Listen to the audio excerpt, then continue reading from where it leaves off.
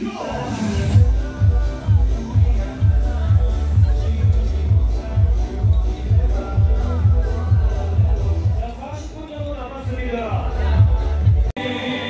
o, ganda di ba?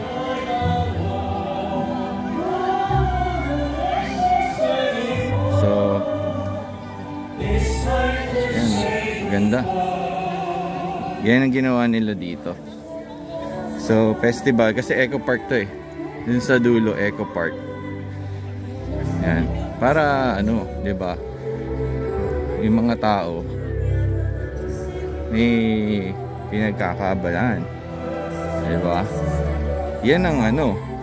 Tapos kami mga vendor, actually mga vendor sa amin eh, kumbaga sa ano eh. 'Di ba? Nagbabayad man kami ng renta. Kita mo naman yung ginagawa ng gobyerno. 'Di ba?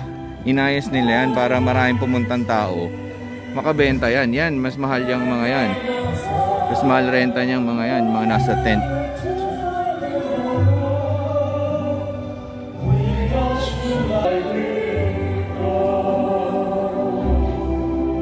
Ayan oh.